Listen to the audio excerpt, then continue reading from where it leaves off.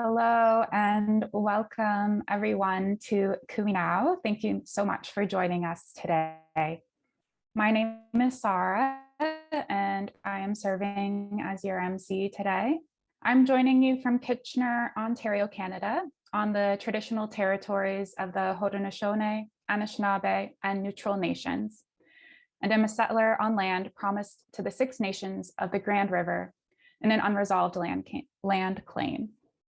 So I'd like to pay tribute to and remember the Indigenous peoples of the land where I live as I serve today with you working against colonialism in Palestine.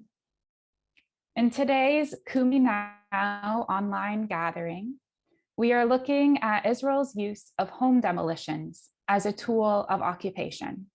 Before we start, I'd like to remind you that this session is being broadcast live on Facebook. So if you do not wish to appear, please turn off your video feed.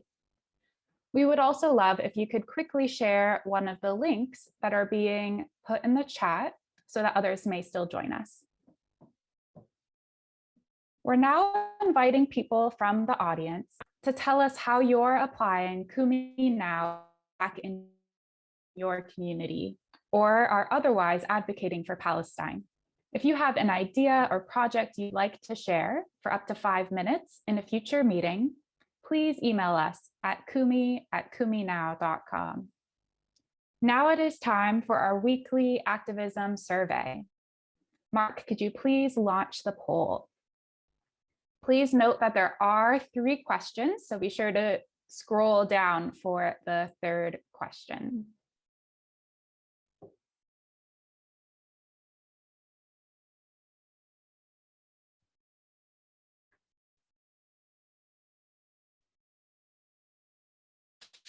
For participating in the poll,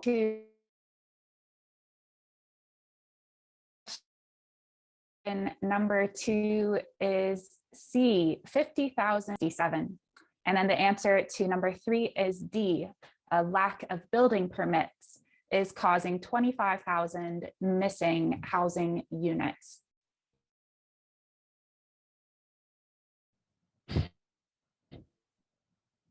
So just to repeat myself, I'm having some internet issues, sorry to everybody, but Omar, you can go ahead and start the introductions. Thank you, Sarah. My name is Omar Harami, and I will be sharing with you an update on the news on the ground from both Palestine and Israel. Fatem? Yeah, hi, good evening to everyone. So I will say just my name because I will introduce myself later on more. I'm Fatem Khouri, I'm from Nazareth, and I work in theater as an artist. And I'm happy to be with you today here.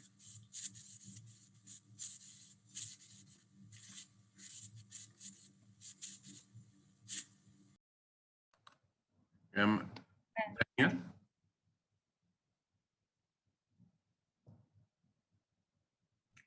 Daniel, would you like to introduce yourself?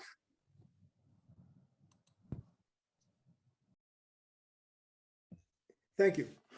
I'm an Israeli attorney based in Jerusalem, and I have been working on issues that deal with Israeli-Palestinian relations in the city of Jerusalem for the last 30 years, which means the Israeli occupation. So regrettably, I have come to know the issue of home demolitions rather intimately.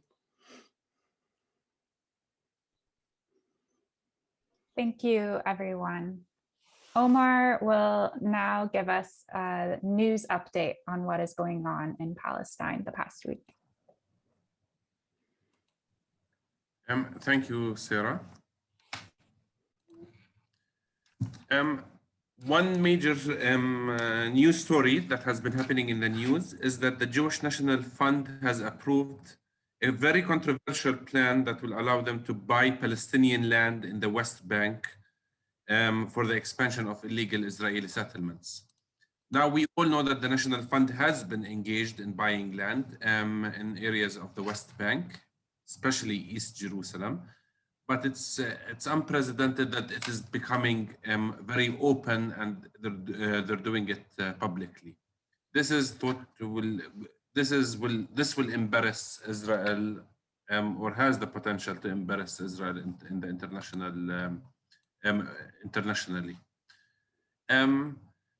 As we've mentioned, Israel has really succeeded with dealing with COVID-19, and they are expecting or hoping, and we're all hoping that in May, tourism or foreigners who have been vaccinated, including are allowed to come back into the country.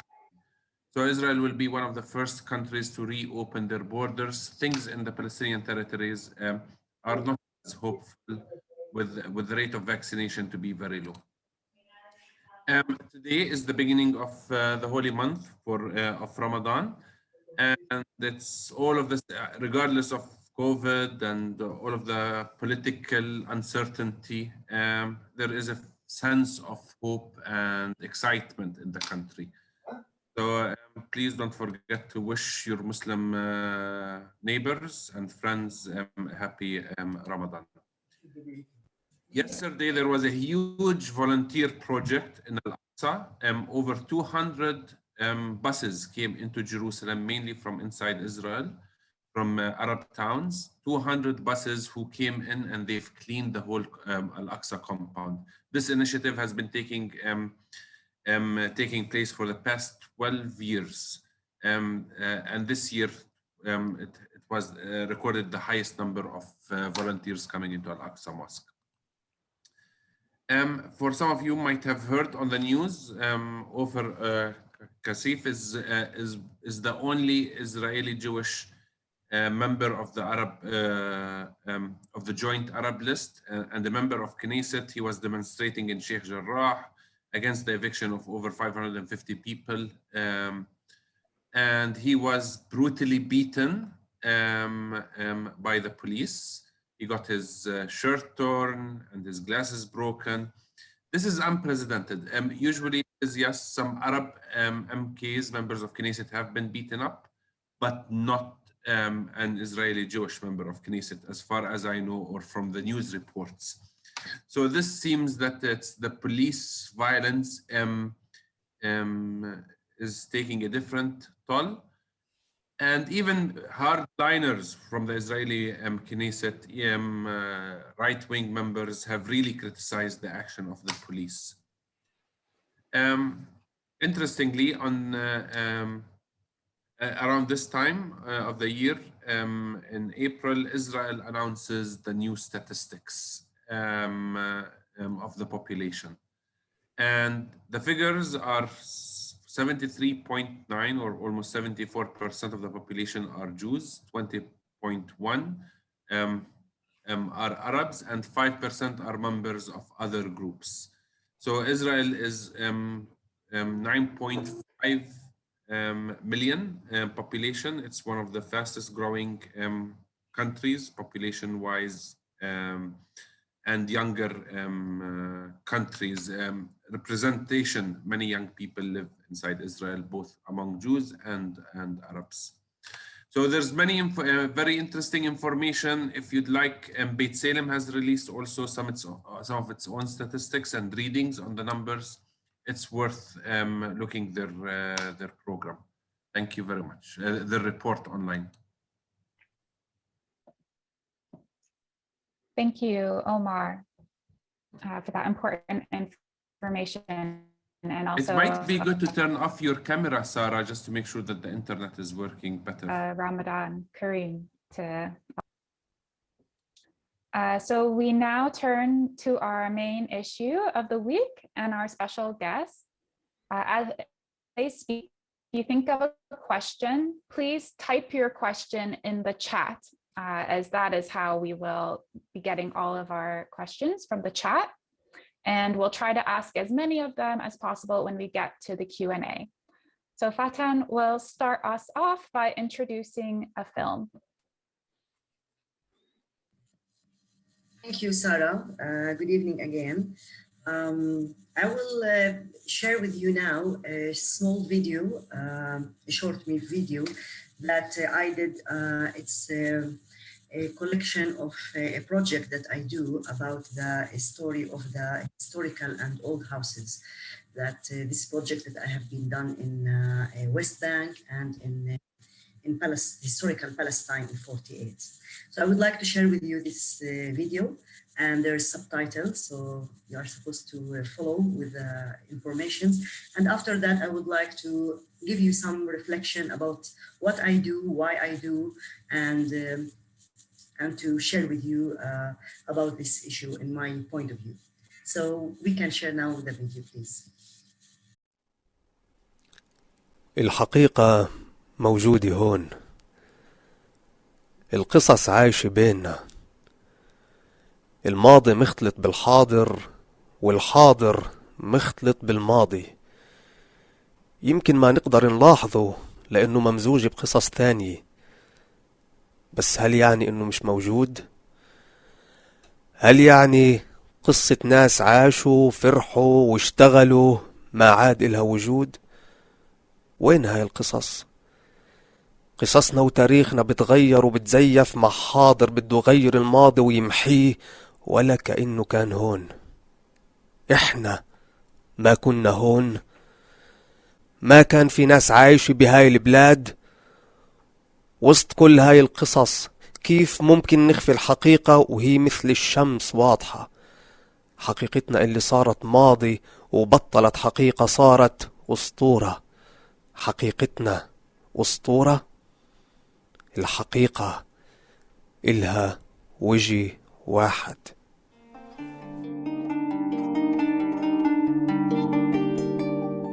البيت هو المكان الدافي اللي بيلجأ له الإنسان لما يكون تعبان.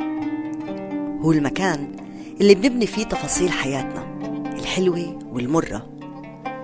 البيوت، القصور، المساحات هي أماكن فيها الإنسان بيتفاعل معها وبكون جزء من هاي المساحة وبندمج فيها بروحه وجسمه وإحساسه. البيوت القديمة، الأماكن الأثرية بعدها واقفة مكانها وبدها تحكي لنا حكايات عن فترات مختلفة. كل حجر، كل أنطرة، كل ممر، كل زاوية شافت حكايات وسمعت قصص وشهدت على أحداث وحقب زمنية مختلفة. يمكن حكاية ناس بسطة عاشوا وماتوا وما حدا عرف عنهن، ويمكن ناس غيروا التاريخ وكان إلهن أهمية تاريخية فنية أو مجتمعية.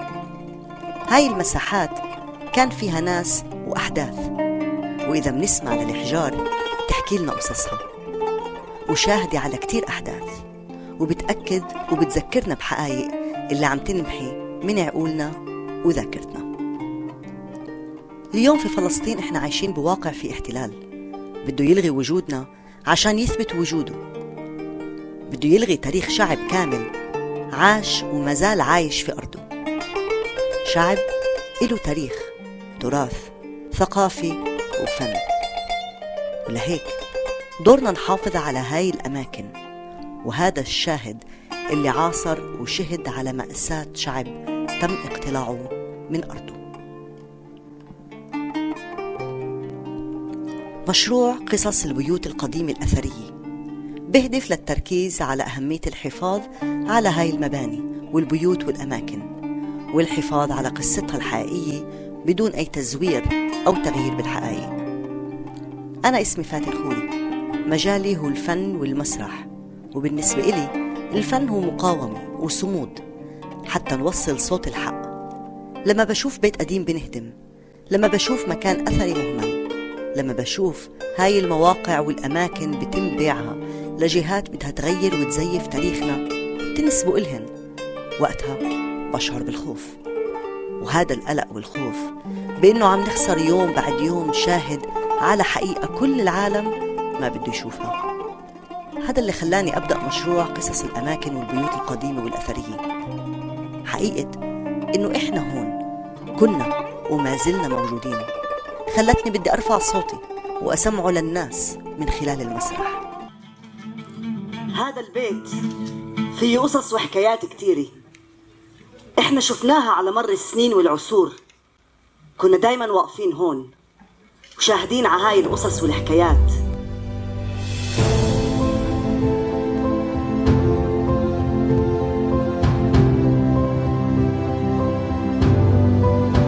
It's been an interesting project to do because it's a history project, and I think it's very important that we do this. But I come from a country where we're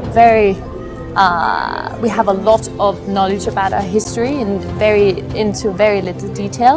So I believe there's still some work to be done so we can know even more about the Palestinian everyday life situations.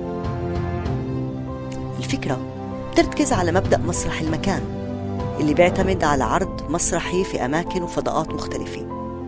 في هذا المشروع البيوت والأماكن القديمة الأثرية هي بمثابة خشبة المسرح، وفيها بتم عرض المسرحيات واستخدام مساحتها، وبندعو الجمهور على هاي الأماكن حتى يشاهد العرض ويستمتع ويشعر بالمكان. كان في عدة إنتاجات مسرحية وعروض حتى الآن في عدة مدن وقرى ومناطق، منها رام الله والقرى المجاورة إلها سيباستيا والناصري. الإنتاجات اللي كانت مسرحية من طي الزمان،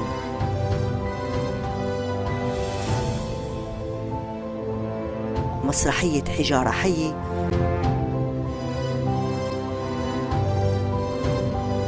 ومسرحية بين زمنين. كل عمل مسرحي قائم بحد ذاته وإله شكله الخاص، الأسلوب والقصة، ولكن جميعها بتم عرضها في البيوت والمواقع والمساحات القديمة. المشروع مستمر لحديت اليوم لإنتاج أعمال مسرحية جديدة وفي مناطق جديدة، مناطق فلسطين الداخل 48 ومناطق الضفة الغربية والقدس، وعلى أمل الوصول إلى غزة. في كل منطقة شكل المأساة بيختلف. أحياناً البيوت بتم هدمها بهدف بناء عمارات جديدة دون الوعي والاكتراث لأهمية الحفاظ على هذا الموروث الثقافي. على سبيل المثال تم هدم أكثر من 400 بيت قديم في مدينة رام الله لوحدها. ومن جهة تانية الاحتلال له دور، وقوم بشراء بيوت وأماكن والاستيلاء عليها وتغيير حقيقة قصص هاي الأماكن كشكل من أشكال التزوير، مثل ما حدث في عكا، يافا، حيفا والناصري وغيرها كتير من المناطق الفلسطينية في 48 والقدس. وهذا بمثابة هدم وتغيير الحقائق. لهيك هذا المشروع بيشمل كل فلسطين وبحكي لكل فلسطيني. حلمي أكمل بهذا المشروع وأوصل لأكبر عدد ممكن من الناس. صوتي بدي أوصله للناس وللجهات المعنية. هاي العروض هي مش بس عروض فنية، هي كمان حراك ثقافي فني وشعبي. البيوت، القصور وكل هاي الأماكن حجارتها بتحكي، وصوت الناس اللي عاشوا فيها بعده موجود بكل مكان وبيصدح فيها. ساعدونا عشان نقدر نكمل بهذا المشروع ونوصل لأكبر عدد ممكن من الناس. اللي ما إله تاريخ ما إله مستقبل.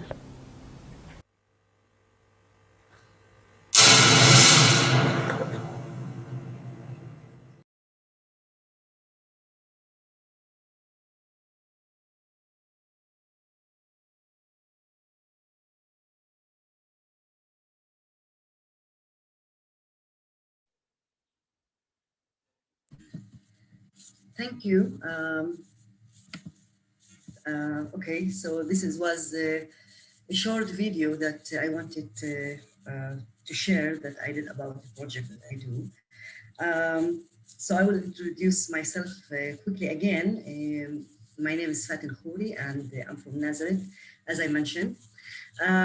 I would like to share, after seeing the video, I would like to share a few things about what I've been lived and what I've been experienced in this issue and in general as Palestinian living in Nazareth in 48.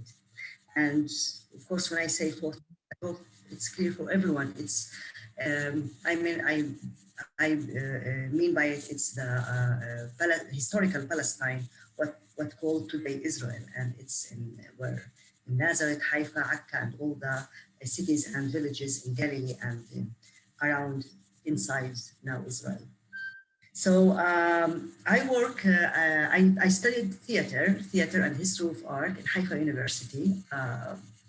And when I studied theater and arts, I experienced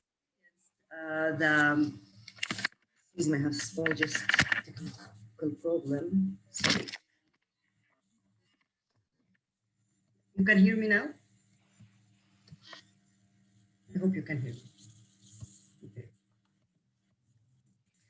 So when I studied theater and arts in the university, I experienced so much all the issue of identity, who I am and how I can face my Palestinian, my identity through studying in university, that it's Israeli university. And it was such a difficult experience, especially when I'm talking about arts, I'm talking about something that you have to put your feelings and yourself.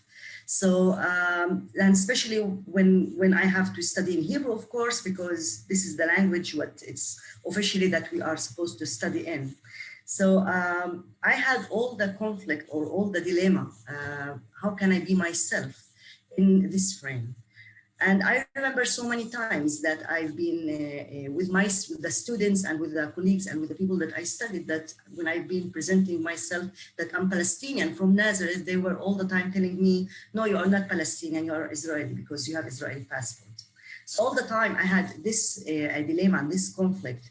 And for me, I was so lucky because I was born in a house and with a family that they were all the time telling me about my Palestinian identity, about who I am. And of course, it's such a very big issue about our identity for Palestinians in 48. So I've been lucky that I've been told that, but still I had all the conflict when I've been in university.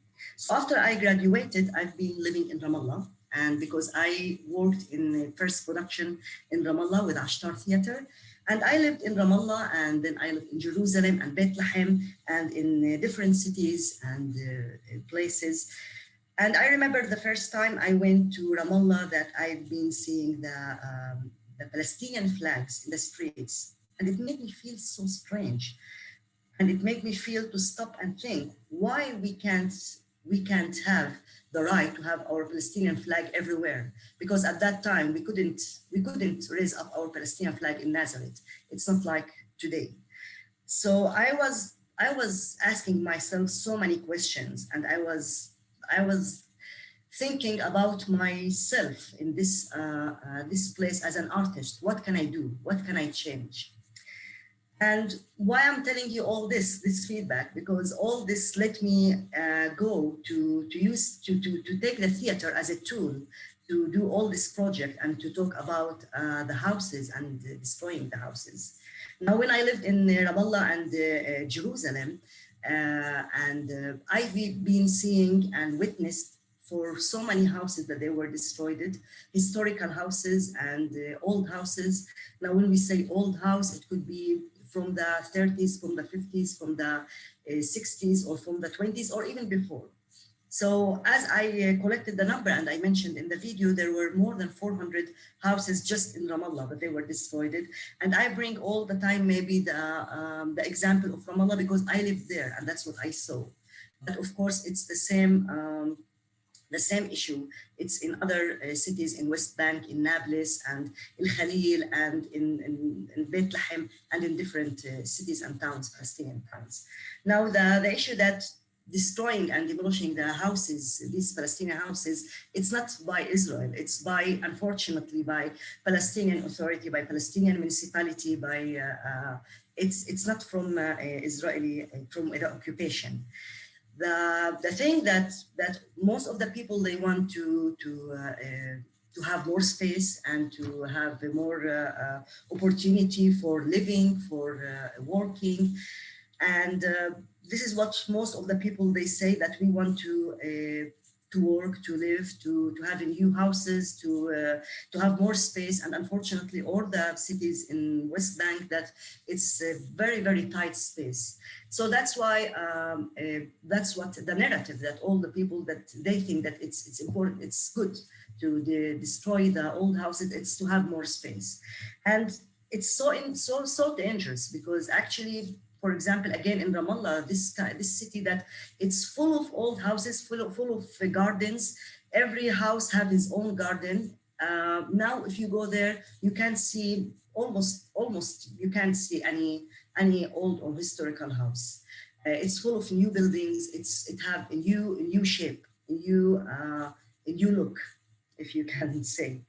And this is from one side. From the other side, when we talk about 48, when we talk about Nazareth, about Haifa, Jaffa, Jerusalem, but Jerusalem have its own specific situation.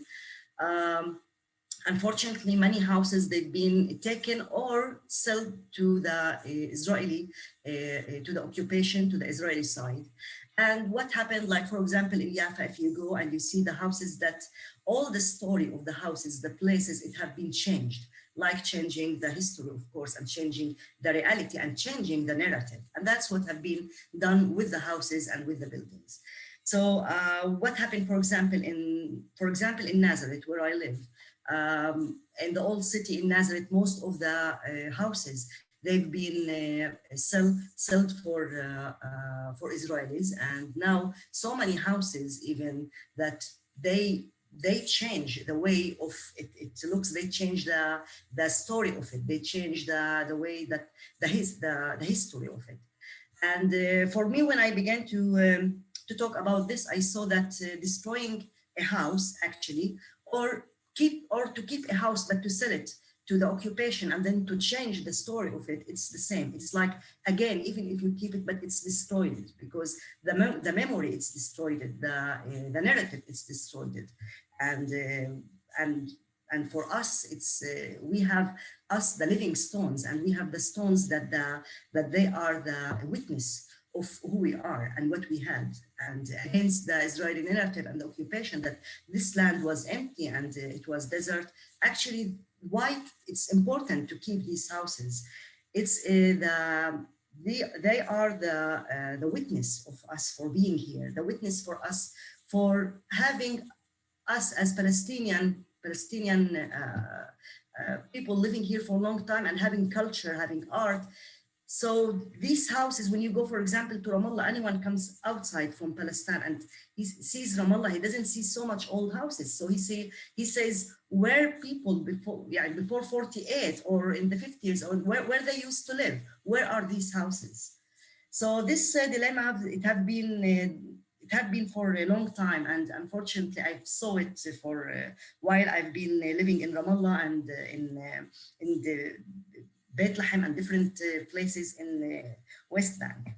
Now, for me, I asked myself, what can I do? Because really, this reality, it made me feel very, sad and angry, and it made me feel stop and think what we can do to let at least people to think. And since I think that, as I mentioned in the video, that theater, it's a way of doing, and it's action, and it's way of changing too, not just saying, it's the way of changing and way of resistance. So for me, it was theater, it was the best way to put this issue on and to talk about it through location theater. So what I did, I did this project with the location theater, that I all the time took a different location. And while I did until now, I did this project in Nazareth and in Ramallah and the villages around it, and in Sebastia. So, and it will continue on in the future in other places.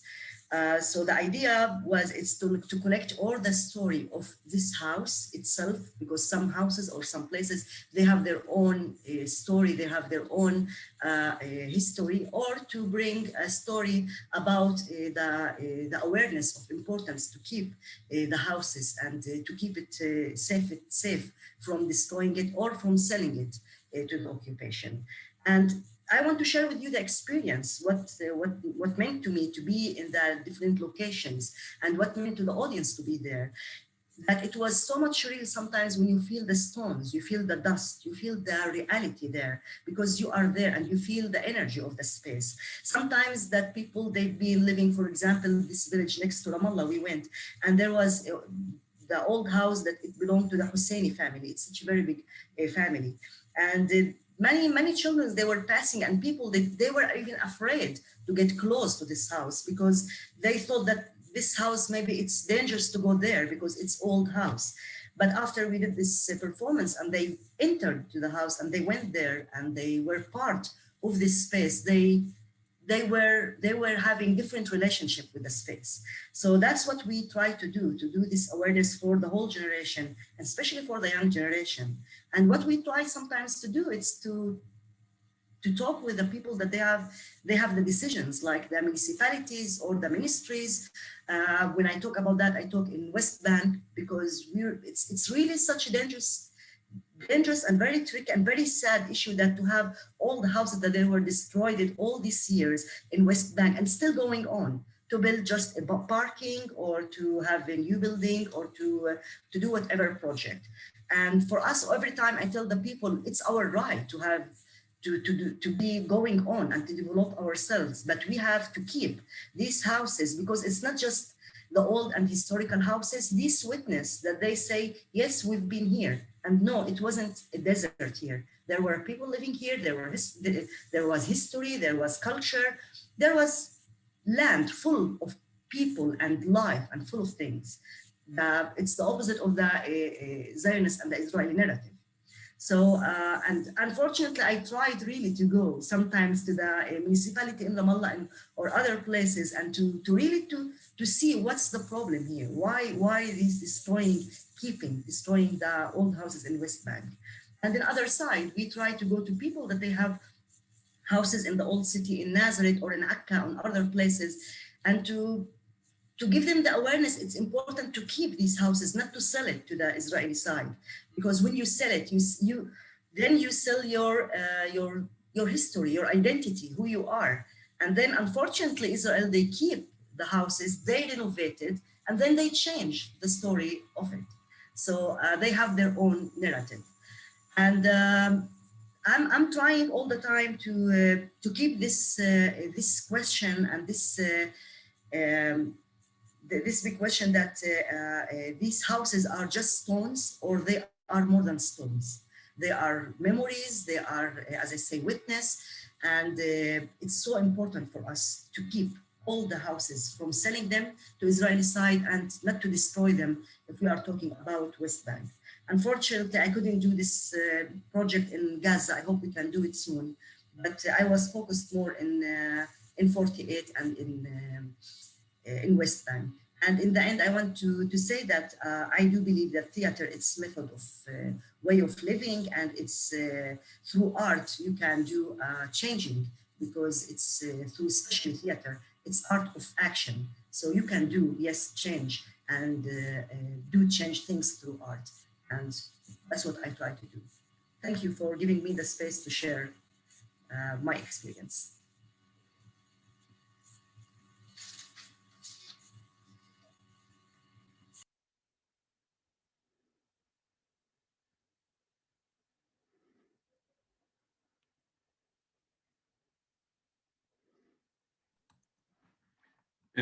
Thank you, Fatan.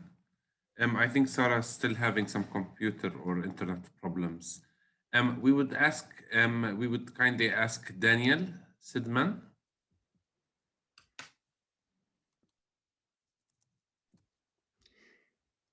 Can you hear me? Yes, we do hear you, Daniel.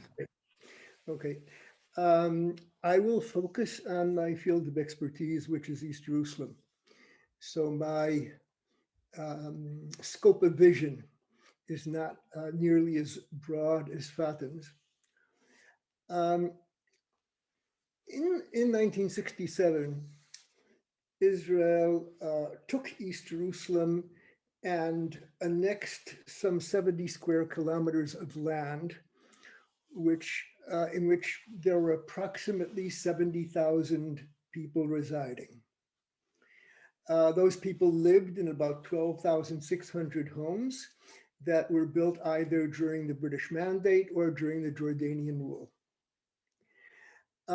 Since then, all Israeli policies have been driven by one overriding consideration, and that is the calculus of national struggle to create a robust Israeli majority and to create a tolerated, vulnerable Palestinian minority. The major mechanism by which this was done was the settlement enterprise. Israel annexed more than 35% of the privately owned land in East Jerusalem. We built on those properties more than 220,000 homes for Israelis. This is something that might annoy some of you, but it happens to be true, and I'm going to come back to it. This did not entail large-scale displacement of Palestinians. It was taking lands of Palestinians that they used for agriculture, they used for their development. It was the only property they had, but we did not toss Palestinians out of their home in this situation. All of this was geared to accelerate the development of the Israeli sector, but that's not enough. We had to put an artificial cap on the development of the Palestinian sector. And that the way we did that was by means of the planning regime, and the bottom line of the planning regime is home demolitions. Israel arrived at the conclusion that if we do not allow the Palestinians to build legally, namely to get building permits, they will lose interest in sex and childbearing and take up chess. The empirical evidence does not indicate that is what happened. The Palestinians have remained a robust community. They have gone from 70,000 in 1967 to more than 350,000 today. But Israel systematically created a planning regime that made the receipt of a legally binding building permit virtually impossible. Town plans for the Palestinian sector were never approved. I mean, you would go to the municipality and say, I'd like to get a building permit. Oh, sir, don't be ridiculous. There's no town plan here. Well, of course there's no town plan here because we don't plan. And if you don't plan, you can't get a building permit. I want to go through some of the statistics. As I mentioned, there were 12,600 homes in 1967. My estimate is that Israel granted between 1967 and 2021 approximately 5,000, 6,000 building permits. Today, there are close to 60,000 homes in East Jerusalem. Of those homes, take 12,600 and approximately 17,000. There are about 30,000 homes out of the 70 that are legal. All of the others are illegal because you can't get permits. It's not a technicality that you can't get permits. It's not a bug, it's a feature. Now,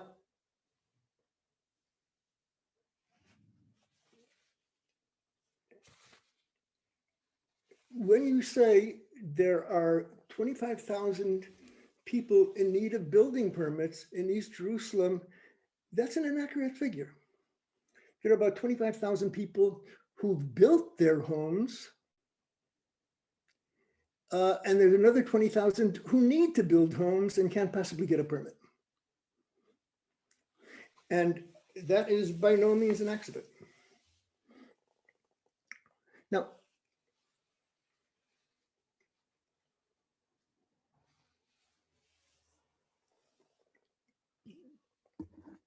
how many demolitions are there? And here it surprises people. There are approximately between 100 and 200 demolitions a year.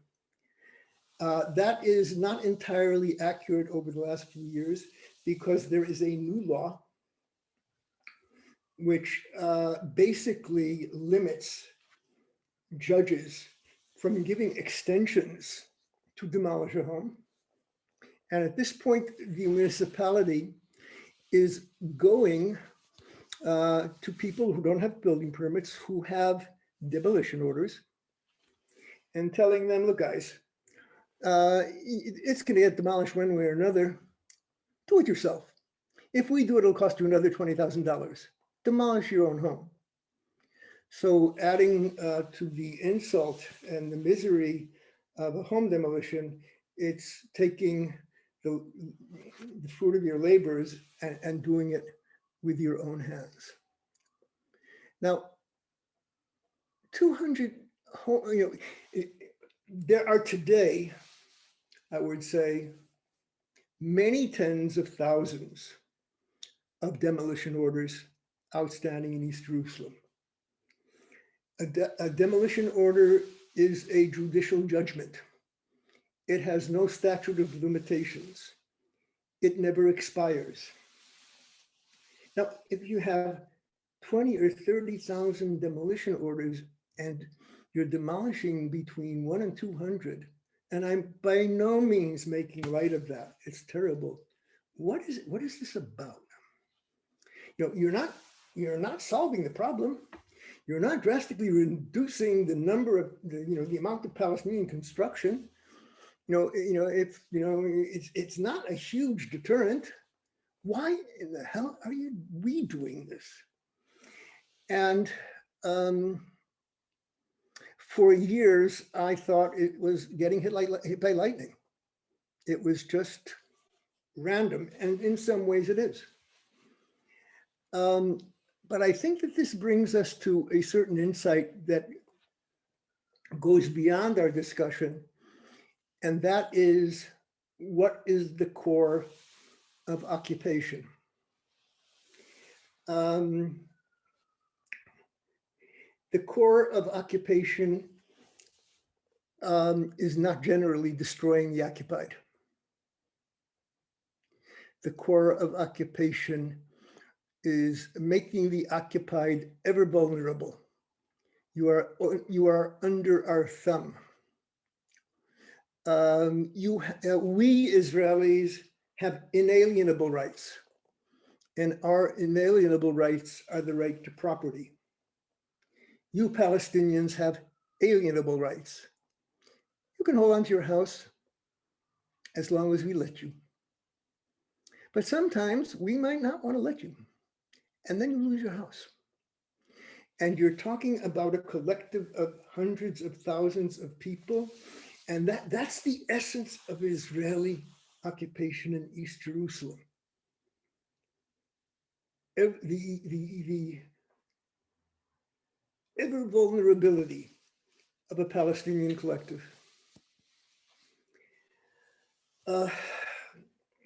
There is something happening which is changing this, and you will likely be reading about it in the coming few weeks because it interconnects with an issue that I mentioned earlier.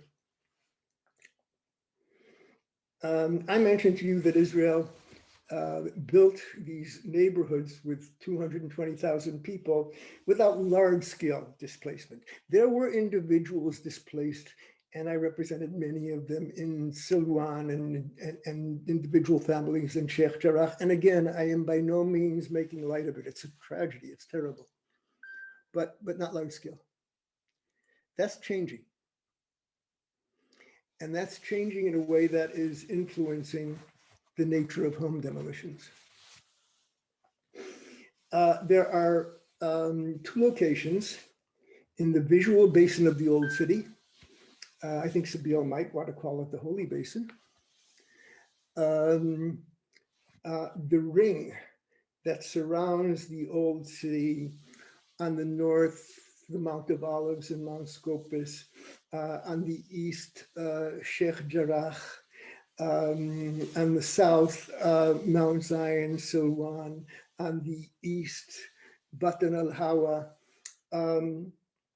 These are places that resonate with biblical history, all of them.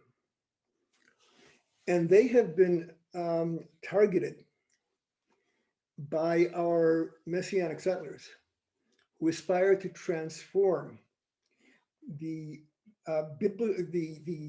visual basin of the old city into some kind of renewed biblical realm.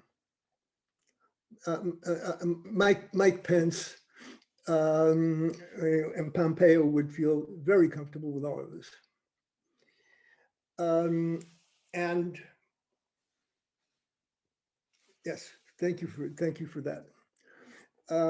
This is a map that we just put out for the first time today. Two of these large-scale displacements are in different parts of Silwan. You'll notice here Wadi Khilwe, which starts at the Dung Gate and proceeds down the slope, and the new target, Batan al-Hawa. In Batan al-Hawa today, there are, by means of proxies of the government of Israel, outstanding eviction proceedings against many hundreds of Palestinians. Across the way in Sheikh Jarrah, we have similarly many hundreds in Harun and Sheikh Jarrah. This is something we've never done before. We have never engaged in large-scale displacement, and we are not about to do that. We are doing that. And here I come back to the subject of the demolitions. There has been a scheme for more than 15 years to demolish more than 100 Palestinian homes in the Wadi that is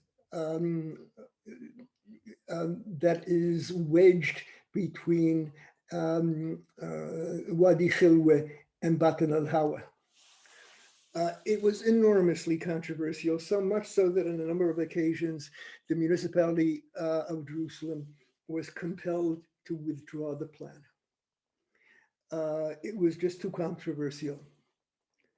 For the last several years, the residents of the Bustan have been negotiating with the municipality how to legalize their homes, and doing it based on a set of principles agreed with the municipality and with the very prominent Israeli-Palestinian town planner. And so long as the planning process proceeds, was the understanding, the demolitions would not go forward. Well, about a month ago, the municipality announced to the court, enough's enough, they're never going to get the planning done. Let's go ahead with the demolitions. Gratefully, the court rejected their motion, but they rejected it for 4 months until mid-August. What I'm saying here is there are two areas, similar in intent, different in methodology, and one is the large-scale displacement of Palestinians for the purposes of Jewish settlement in East Jerusalem, something that we haven't done and we are already doing, and large-scale demolitions of a Palestinian built-up area to serve the same purpose. Thank you.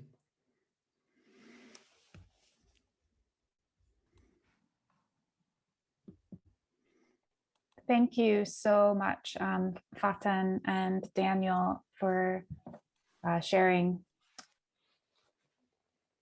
That's really important information. It's both inspiring and heartbreaking to hear what's being done. I think Faten, a lot of people were very inspired by the work you are doing. Someone had asked about if the video you showed is available, and I just want to point out that Ryan posted that in the chat. So that is available on Facebook to share and to watch. Someone else was wondering, Fatan, if there's a way to donate to your project from the US or other countries, and if, for example, a US nonprofit has adopted it in order to get tax returns. Yeah, well, thank you for asking this question. Actually, I can keep my email, so if anyone wants to talk about that, and because now there's when I did this video and this project, actually I did it in a project with some friends, but now we hope in the future that it will be continued, and there's in the name of the organization Mosaic that we can later on, for who's really wants to help and to share, I can give all the details of the organization Mosaic, that it's works on the productions, artistic productions and training. So I can keep my email, and I will be delighted, yeah, if anyone have any question, I can answer about that, yeah. Thank you, that's great. There was another question related and inspired by what you are doing. And they're wondering if it is possible to, if a home is going to be, demolished or changed, is there a way to preserve that memory? Getting 3D images, photos of these that are under threat of destruction. And there was a suggestion that maybe an organization called Grassroots Jerusalem is already doing this. Do you have any information about that? I understood right, because it was broken a little bit. You meant to keep, can you ask question again? Because it was with the internet. Yeah, sorry, my internet is wobbly. They're wondering about documenting a building before it is changed or sold or destroyed, and projects to do that. Perhaps 3D imaging or photographs. Yeah. Yeah, and you mentioned you mentioned something in Jerusalem. This is the part I didn't hear. Someone thought there is an organization called Grassroots Jerusalem who may already be doing this, and and we're wondering if you have any more information about this.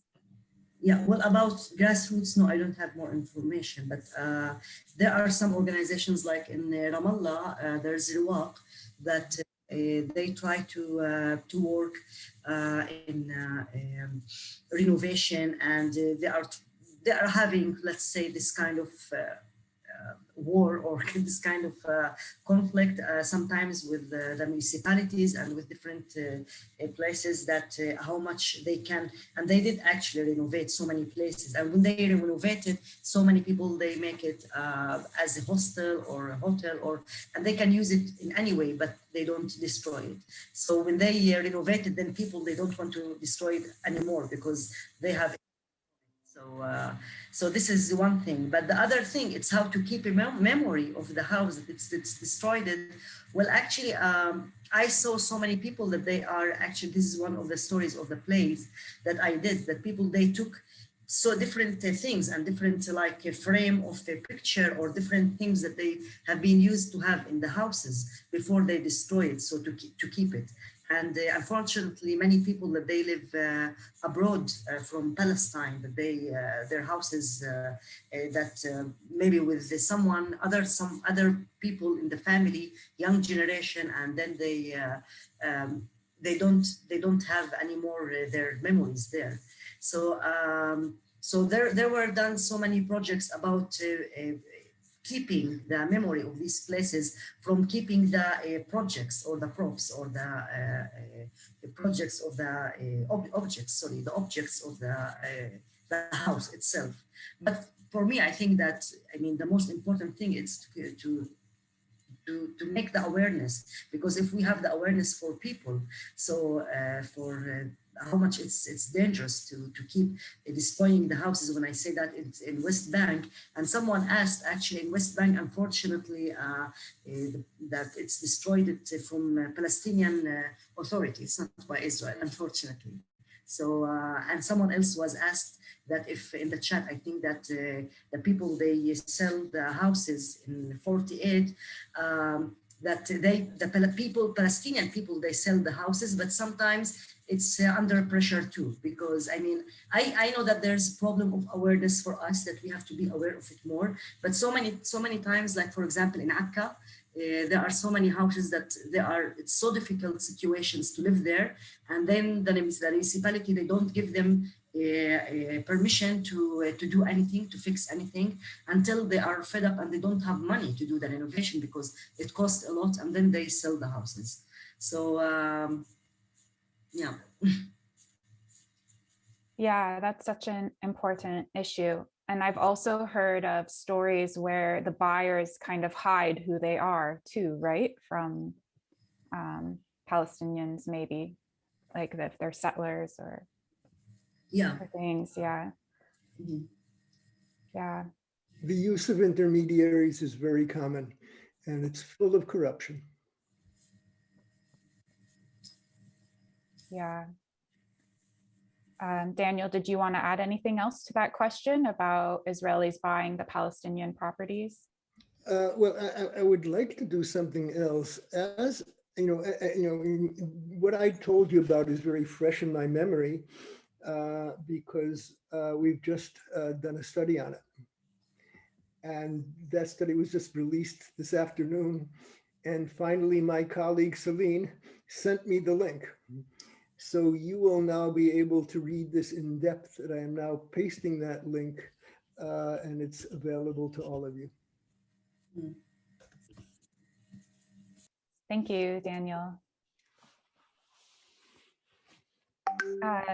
There's just a reminder to everyone that you can continue adding questions in the chat if you have any questions. We do have another one here, wondering about comparing the system in Jerusalem, and if what's going on in Jerusalem is different than what is going on in Nazareth. So I'll open that up to both of you. Yeah, well, I mean, maybe Daniel can tell more, but what I can say from my point of view, that someone living in Nazareth and I lived in Jerusalem, yeah, it's totally different, of course, because Palestinians, they are living in Jerusalem, they don't have Israeli passport, they have just the identity, and of course all the system, the way of the mechanism of how they deal with all the issues, with all the municipality and the government, it's totally different. Yeah, it's totally different system. So if we reflect it to the houses, and it is a different way of dealing with it. Yeah. I would agree with that. There is indeed rampant discrimination against the Palestinian citizens of Israel, which I do not ignore. Sometimes they have manifestations of apartheid, but the residents of Nazareth, from my perspective, are not occupied.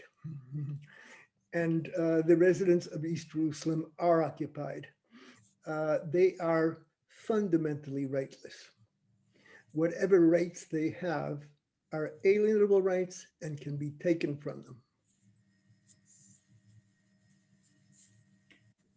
Well, I will just share something that, yeah, I agree with Daniel that in Jerusalem, it's more direct and more tough and more totally different. But in Nazareth, we have our own issue with occupation in daily life, and this is how we see it in Nazareth, Nazareth Down, we call it, or Nazareth the settlement. That most of the lands of the Nazareth settlement, it's for Nazareth, for people in Nazareth, and people in Nazareth, they are living in a very, very small small space according to the Nazareth the settlement that they call it Nofa Galil. So of course that it's in different way. It's not in the more the direct way like in Jerusalem, Because Jerusalem, I lived in Jerusalem actually, I want to share with you. And I know that Jerusalem, it's the most place, it's so difficult to live in, more than Ramallah. Even if I have to go to Ramallah, I have to pass checkpoint. But in Jerusalem, it's so difficult situation. It's direct there, the issue. And if you have to have any daily life issue, if you have to go to the post office or to do anything, then you have to deal with the occupation, not with the municipality. But still, yes, in Nazareth, we deal with things, even if it's in a different way, and even if it's not shown up like in Jerusalem and other places. Yeah, thank you. Daniel, someone said that they sent a question direct to you in the chat. Are you able to see that from Gunlog? It's from Gunlog. So I don't know what the question is. 1 second.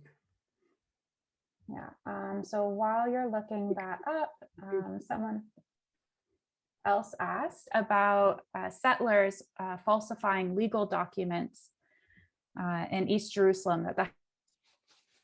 The answer is this is a Information problem about that.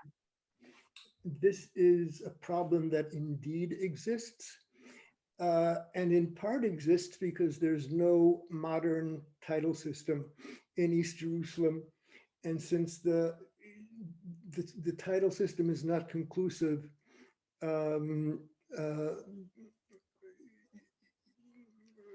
forgery becomes quite rampant.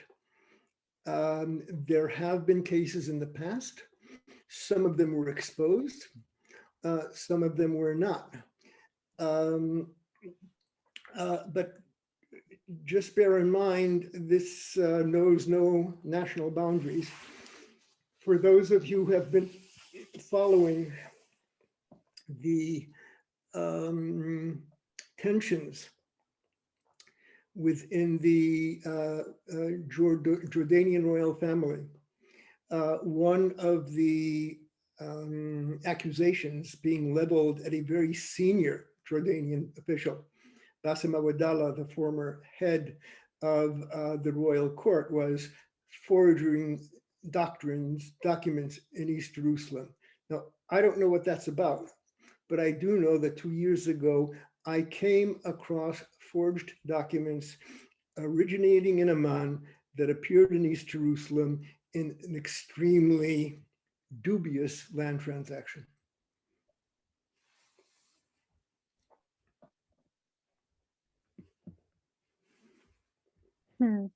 That's so disheartening. Were you able to find the question? There was he said it was about if you have more information about the cable car going into Silwan. That's part of that whole East Jerusalem demolitions going on. Tentative. This is clearly part of the large-scale displacement, the creation of a pseudo-biblical theme park in the historic basin of the Old City, the large-scale demolitions. I call it the Disneyfication of Jerusalem. But politics aside, there are no Israelis, there are no Palestinians, there are no Christians, there are no Jews, there are no Muslims. Putting a cable car from the ridge overlooking the old city, ending up 100 yards away from Al-Aqsa Mosque, is a crime against Jerusalem. Full stop. It was ramrodded through committee and appeared to be inevitable. Gratefully, the Supreme Court has intervened and asked for clarifications, so the status of that plan is very much in doubt. Okay, yeah. one good thing to hear. Yeah, so important to stay on top of all these plans and all these things.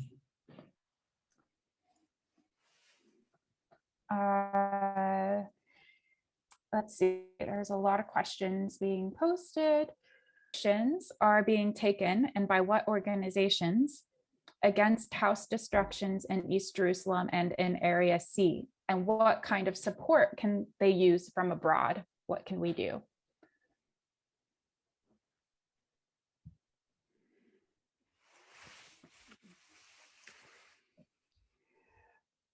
There's an organization called the Israel Committee Against Home Demolitions, which is okay. I, in recent weeks, have become familiar with a cadre of Palestinian attorneys who are superbly professional. They're private practice attorneys, but they pour their hearts and their souls into this, and they are superbly professional. They, in Al-Bustan and elsewhere, are very worthy of all the possible material and spiritual support you can extend to them. To which, Daniel, how do we extend our support to them, this group? Is that to ICAD or is this another group? No, these are individual attorneys. I would reach out to Palestinian friends in Silwan, in Sheikh Jarrah. They're all known. They're all greatly admired. That wasn't always the case. There were, in the past, there was a lot of shenanigans going on. These guys are superb. I cannot imagine the Palestinians of Bustan receiving better legal assistance. Thank you so much for sharing that. I think we would all hope to support. I know there was a question here asking about your opinion, Daniel, on what is the most effective way that we can help to resist the demolitions in Sheikh Jarrah.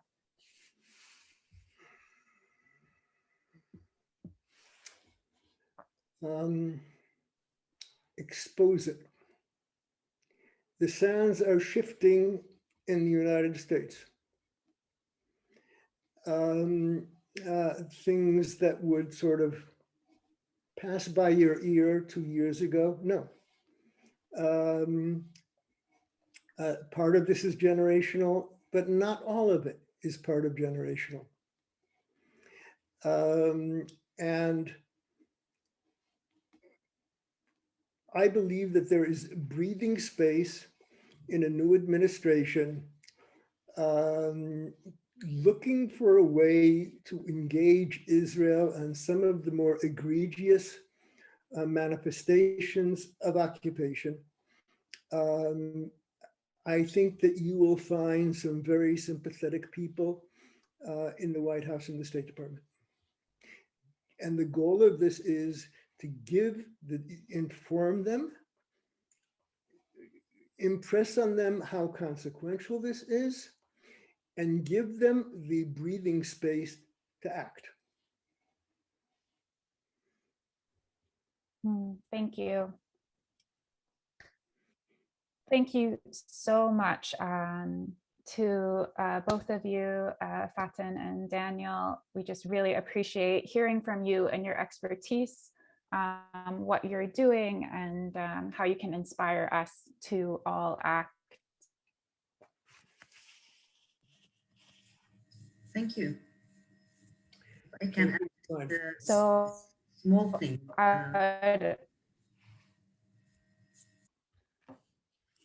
Seems Sarah is again having some problems. On behalf of everybody, we would really like to thank you, both Faten, for the amazing work and the inspirational program and project that you are taking. It's amazing. It's amazing to always to have candles of hope when things seem so depressing and sad. And I would like to thank also Daniel Sidman. Thank you very much. Daniel, although he is not feeling well, and but he has been faithful to us, and he has attended the meeting, and you have done an amazing and a brilliant job, Daniel. Thank you very much. We are sorry that we were not able to answer all of the questions, but we would like to share with you the Kumi action for this week. And the Kumi action is as follows. Is your local community supporting the occupation with your tax money? The Israeli government makes use of the equipment from Caterpillar, Volvo, Hyundai, and JCB to carry out home demolitions in the occupied Palestinian territories. You can find evidence of this using a Google image search. Send a letter to your mayor and city council. Use language similar to the following. Caterpillar, Volvo, Hyundai, and JCB all supply the Israeli government with equipment that is used for the demolition of Palestinian homes. These are demolitions that have been ruled illegal under international law. Does your department purchase equipment from any of these companies that profit from the Israeli occupation? Please cancel any contracts with these companies and refuse to do business with them until they stop supplying the Israeli government. We should not support companies that knowingly profit off illegal activity. While it is good to send these messages directly to your government offices and officials, we can amplify the scrutiny of these agencies by also making these messages public, tweeting your questions to them, and posting your questions to their Facebook pages. Remember to tag your local official or agency and include a link to this page of the Kumi Now website, along with the hashtag Kumi Now and hashtag Kumi15. I'd like to give our guests an opportunity to chime in. Daniel and Fatin, do either of you have any thoughts about the Kumi action or other ways that people watching can help raise awareness of or to help stop home demolitions?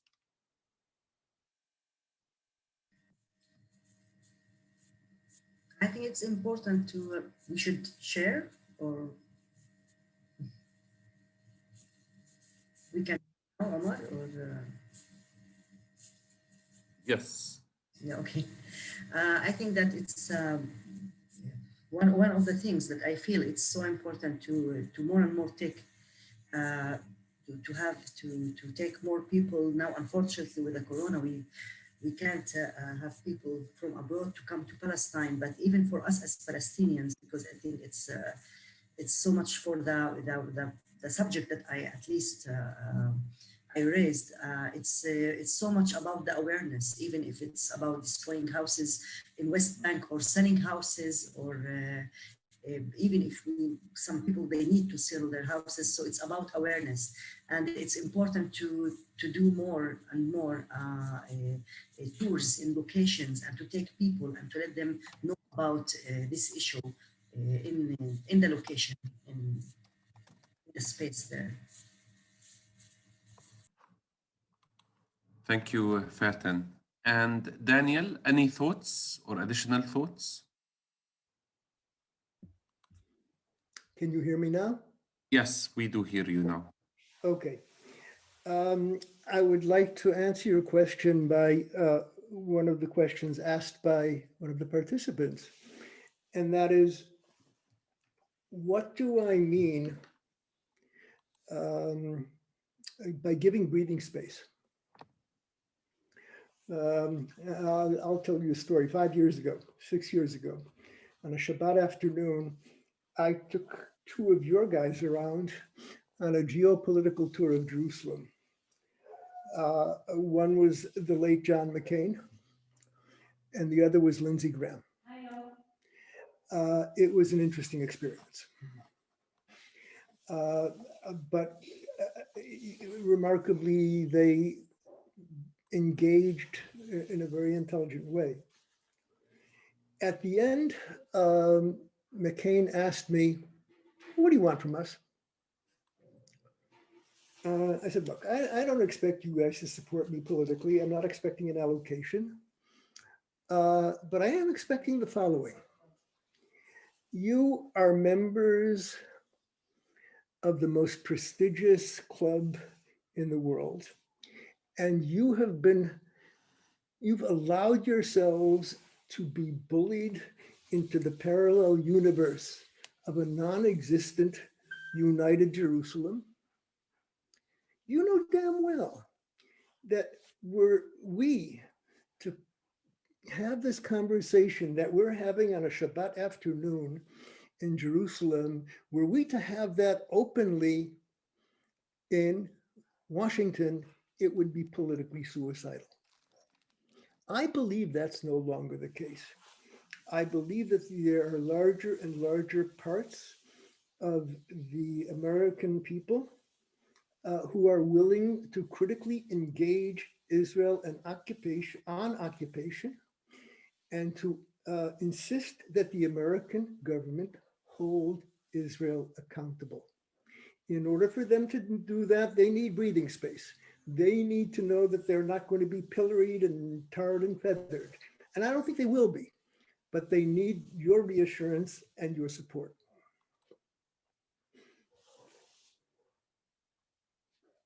Thank you, Daniel. That's a beautiful story. And we always feel courage from, voices like your voice, speaking truth to power and challenging others to move, even when it is the powerful do not realize that the landscape has changed, the political landscape. It takes time for people to understand that the realities are no longer as they used to be many years ago. Thank you everyone for joining us today. A link to the video of this gathering, along with all the links shared today, will be available on the Kumi Now website and on YouTube in a day or so. And it will be shared in the next newsletter. You can subscribe to Kumi Now on YouTube and subscribe to our newsletter to make sure you receive them. We would greatly appreciate if you share this amazing session with your friends and colleagues, as well as information of our new future sessions. Next week, we will address the issue of administrative detention as we work with Samidun, Palestinian Prisoner Solidarity Network. If you'd like to be reminded of the online gatherings an hour before they begin, you can register for email reminders at kuminow.com/online using the form at the bottom of the page. We hope to see you back here next week. Thank you again, and good night or good morning, depending where you are. Thank you, Daniel. Thank you, Faten.